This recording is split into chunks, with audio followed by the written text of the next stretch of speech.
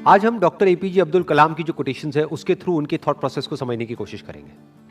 जो उनका सबसे पहला कोट है और सबसे फेमस कोट है वो है, you have to dream before your dreams can come true. There are two ways of living life. एक ऑप्शन तो ये है कि जैसी हमारी रियलिटी है वो हमारे फ्यूचर को डिफाइन करे। फॉर एग्जाम्पल, आज आपकी करंट रियलिटी ये है, इस लेवल पे है, आपके पेरेंट्स ने यहां तक अचीव किया है, तो अगर उसके बेस पे आपका फ्यूचर डिसाइड होगा तो मैक्सिमम वहां से आप यहां तक सोच सकते हो। आपके पेरेंट्स भी यहां से यहां तक सोच सकते हैं, उससे ऊपर नहीं सोच सकते। बट अगर हम चाहते हैं कि हमारा जो फ्यूचर है वो प्रेजेंट से और पास्ट से बिल्कुल अलग हो, तो उसके लिए ड्रीम्स की जरूरत है, उसके लिए इमेजिनेशन की जरूरत है कि वो इमेजिनेशन आपको भगाए, ना कि आपकी जरूरतें या आपकी मजबूरियां आपको भगाएं। और इमेजिनेशन की खास बात क्या है, आपके हाथ में पूरा कंट्रोल है कि आप कहां तक सोच सकते हो, आप कहां तक इमेजिन कर सकते हो। उसका आपकी रियलिटी से कोई कनेक्शन नहीं है। हो सकता है आप एक ऐसे बैकग्राउंड से हो जहां से कि वो इमेजिनेशन दूर दूर तक मैच नहीं हो रही है। और इसका सबसे बड़ा एग्जाम्पल कौन है? Doctor APJ Abdul Kalam. पहले तो एक इतने छोटे से गांव से निकल करके एक इतना बड़ा साइंटिस्ट बनना, और उसके बाद में भी इस कंट्री के प्रेसिडेंट बनना। लाखों करोड़ों स्टूडेंट्स के लिए वो एक आइडल हैं आज भी। अगर जिस बैकग्राउंड से वो आए, जो उनकी रियलिटी थी, अगर उसके बेस पे उनका फ्यूचर डिसाइड होता तो कभी भी वो इसका 1% भी अचीव नहीं कर पाते जो उन्होंने अचीव किया। लेकिन जो भी कुछ उन्होंने अचीव किया वो किया अपनी ड्रीम्स के बेस पर। और अगर ध्यान से उनकी लाइफ को ऑब्जर्व करोगे तो कभी भी उनका सपना ये नहीं रहा कि मुझे ये पाना है, मुझे वो पाना है, मुझे वो पाना है, मुझे वो पाना है, क्योंकि ये सपना तो आपको भिखारी बना देता है। उनका सपना हमेशा से ये रहा है कि मुझे ये करना है, मुझे ये करना है, मुझे ये करना है, मुझे ये करना है, अब ये कर लिया, अब ये करना है, अब ये कर लिया, अब मुझे ये करना है, अब ऐसे कॉन्ट्रीब्यूट करना है, अब ऐसे शेयर करना है। इनफैक्ट एक आदमी की असली पहचान इससे नहीं होती कि उसको कितना मिला है, क्योंकि अगर इसी से होती तो सबसे ज्यादा लाइफ में किसको मिलता है? एक भिखारी को पूरी जिंदगी सिर्फ मिलता ही मिलता है। तो एक आदमी की असली पहचान इससे नहीं होती कि उसको कितना मिला है, बल्कि इससे होती है कि उसने क्या दिया है। तो अगर उनकी लाइफ को आप ध्यान से ऑब्जर्व करोगे तो आप एक ही चीज नोट करोगे कि उन्होंने सिर्फ दिया ही दिया है। बड़ी सिंपल लाइफ जी है उनकी लाइफ को अगर आप ऑब्जर्व करोगे, बहुत ही simple life, down to earth life. और लाइफ का सिर्फ एक ही मिशन रहा है कि किस तरीके से मैं कंट्रीब्यूट कर सकता हूं, किस तरह से जो आने वाली जनरेशन है उसको इंस्पायर किया जा सकता है, किस तरह से बच्चों के अंदर जो एक स्पार्क है जो हर बच्चे में होता है उस स्पार्क को इग्नाइट किया जा सकता है। यही उनकी पूरी लाइफ का मिशन रहा है। ऐसी लाइफ कैसे पॉसिबल हो पाई? On the basis of dreams, on the basis of imagining the future as he wanted. In fact जानवरों में और इंसानों में सबसे बड़ा फर्क यही है। जानवरों को उनकी जरूरतें भगाती है, उनकी मजबूरियां भगाती है, उनकी भूख भगाती है। बट इंसान होने का असली मतलब यह है कि आपको आपकी जरूरतें ना भगाएं, बल्कि आपकी सोच भगाए, बल्कि आपकी ड्रीम्स भगाए, बल्कि आपकी इमेजिनेशन भगाए। आप फ्यूचर को खुद इमेजिन करो, जैसा फ्यूचर आप चाहते हो अपने लिए, और फिर उस फ्यूचर को क्रिएट करो। That is the power of being human. इसीलिए कहा जा रहा है you have to dream before your dreams can come true. तो मैंने अपने अलग अलग सेशंस में कई बार ये बात बोली है, लेकिन ये बात इतनी इंपॉर्टेंट है कि एक बार और बोलनी बनती है यहां पर। 90% से ज्यादा लोग लाइफ में इसलिए फेल नहीं होते हैं कि वो कुछ बहुत बड़ा सोचते हैं और उसको अचीव नहीं कर पाते हैं। वो इसलिए फेल होते हैं क्योंकि वो बहुत ही छोटा सोचते हैं और उसको अचीव कर लेते हैं, यानी कि उनकी ड्रीम्स होती ही नहीं है। लोग इसलिए नहीं फेल होते हैं कि उनकी बहुत बड़ी ड्रीम्स थी और वो पूरी नहीं हुई। लोग इसलिए फेल होते हैं क्योंकि एक्चुअल में उनकी कोई ड्रीम्स थी ही नहीं। Next quote is, man needs his difficulties because they are necessary to enjoy success. इस कोटेशन की जो डेप्थ है वो वही समझ सकता है जिसने एक्चुअल में बहुत बड़ी सक्सेस लाइफ में अचीव करी हो और जिसने बहुत बड़े बड़े फेलियर्स भी देखे हो। बिल्कुल इसी तरीके से यहां पर क्या कहा जा रहा है कि पानी की इंपॉर्टेंस सिर्फ वो आदमी समझ सकता है जो कभी प्यास से तड़पा हो।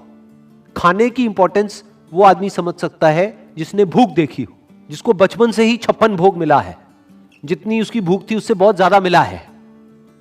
क्या उसके लिए खाने की कोई वैल्यू है? बट जो आदमी 2 दिन से भूखा है उसको आप कुछ रूखा सूखा भी दोगे तो उसकी क्या वैल्यू है उसके लिए, वो सिर्फ वही आदमी जानता है। ऐसे ही सक्सेस का मतलब सिर्फ वो आदमी समझ सकता है जिसको सक्सेस मुश्किल से मिली हो, जिसके बाप ने कुछ किया और करके एक लेवल तक पहुंचा और उस बच्चे को ले जा करके कुर्सी दे दी और वहां पर बिठा दिया। वो कभी नहीं समझ सकता कि सक्सेस का मतलब क्या है।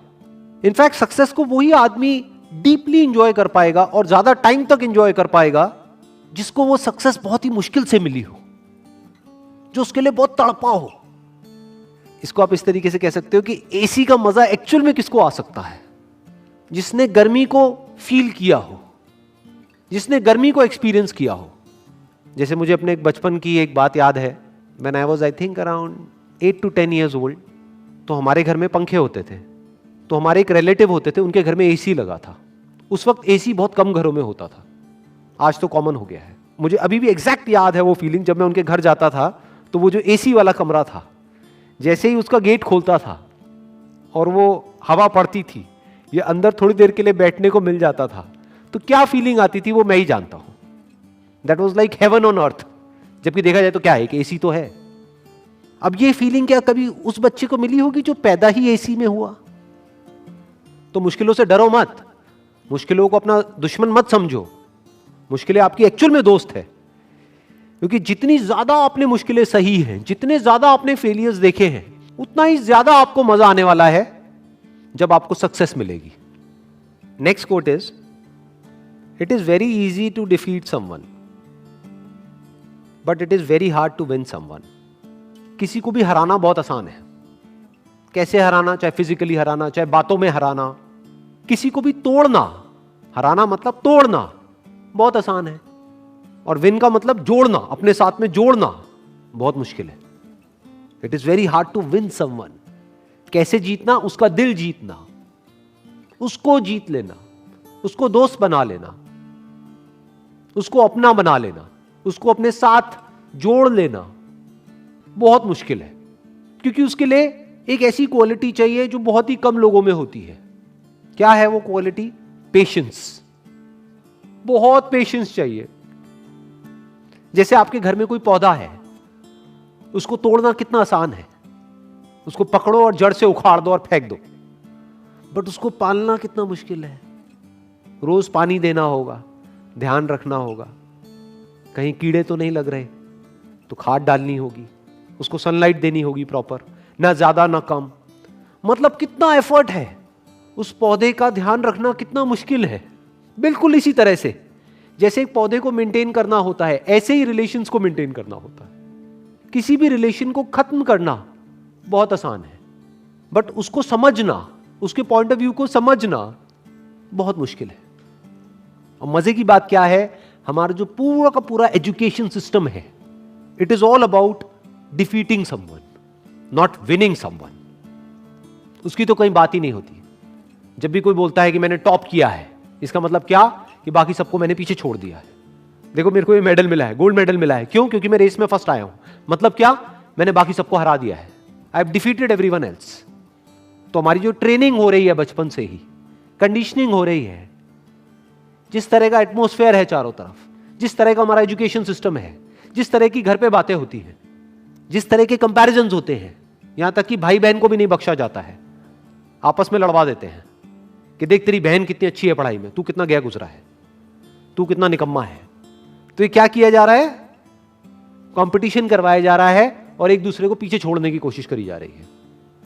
चारों तरफ किसी दूसरे को हराने के बारे में सोचा जा रहा होता है।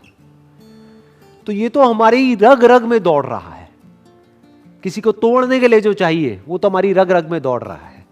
तो सवाल ये उठता है कि किसी को जोड़ने के लिए, किसी से जुड़ने के लिए और किसी को अपने साथ जोड़ने के लिए, किसी को अपना बनाने के लिए क्या क्वालिटीज हमारे अंदर होनी चाहिए, वो समझना पड़ेगा और वो अपने अंदर डेवलप करना पड़ेगा। उसके अंदर सबसे बड़ी क्वालिटी होनी चाहिए पेशेंस।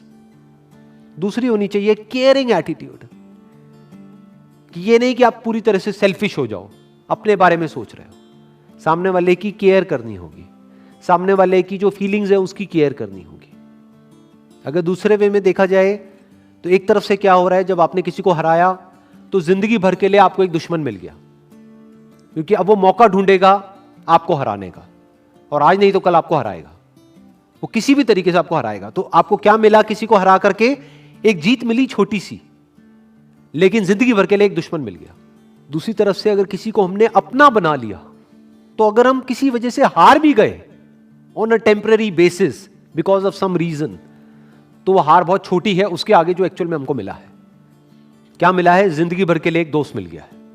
और दोस्त अगर एक्चुअल में दोस्त हो, वो नहीं जो सिर्फ मतलब के लिए होते हैं, दोस्ती अगर असली दोस्ती हो तो उसकी वैल्यू पैसे में आंकी नहीं जा सकती है, या ये कह लो उसकी कोई वैल्यू ही नहीं है। That is priceless. देखो ध्यान से समझो क्या हुआ कि जब भी आप किसी को हराते हो तो याद रखना, आपको लग रहा है कि आपने उस एक को हराया है तो मेरा एक ही दुश्मन बना। अरे आपका एक दुश्मन नहीं बना है, उसके सारे दोस्त भी तो आपके दुश्मन बन गए। तो अब आपका एक दुश्मन नहीं है। अगर इस आदमी के 1000 दोस्त हैं तो अब आपके 1001 दुश्मन है। दूसरी तरफ से अगर आपने किसी को अपना बना लिया है या एक दोस्त बनाया है, तो यह मत समझो आपने एक दोस्त बनाया है। अगर इस आदमी के 1000 दोस्त हैं तो अब आपका एक दोस्त नहीं है, अब आपके 1001 दोस्त हैं। इसको दूसरे वे में भी बोला जा सकता है कि जिसकी आदत बन जाती है दूसरों को जीतने की, तो पूरी दुनिया उसकी दोस्त बन जाती है। और दूसरी तरफ से जिसकी आदत है सिर्फ दूसरों को नीचे गिरा करके खुद ऊपर उठने की, या दूसरों को हरा करके खुद जीतने की, उसकी पूरी की पूरी दुनिया ही दुश्मन है। आज नहीं तो कल उसको ये समझ आ जाएगा, पूरी दुनिया उसके अगेंस्ट हो जाएगी।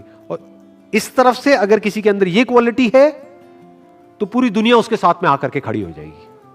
और इसमें सबसे बड़ा एग्जाम्पल है वो जहां से कि ये कोटेशन आ रही है, यानी कि डॉक्टर एपीजे अब्दुल कलाम। चाहे कोई भी आदमी हो, किसी भी रिलीजन का हो, किसी भी कंट्री का हो, सब उनकी रिस्पेक्ट करते हैं। ऐसा कैसे हो पा रहा है? इसका मतलब यह है कि उन्होंने सबका दिल जीत लिया है, सबको अपना बना लिया है। अभी आप लोग जो मुझे वीडियो में देख रहे हैं, मैं आपको स्ट्रांगली रिकमेंड करूंगा कि डॉक्टर एपीजे अब्दुल कलाम की एक बायोग्राफी है जो कि गुलजार साहब ने लिखी है। वैसे मैंने अपने पहले भी एक वीडियो में रिकमेंड करी थी, लेकिन अभी तक आपने अगर नहीं सुनी है तो I strongly recommend you all कि एक बार जाकर के आप उसको सुनो, तो उससे आप और अच्छे से समझ पाओगे डॉक्टर कलाम को और उनकी विजन को और उनके मिशन को। Wish you all the very best. Thank you so much.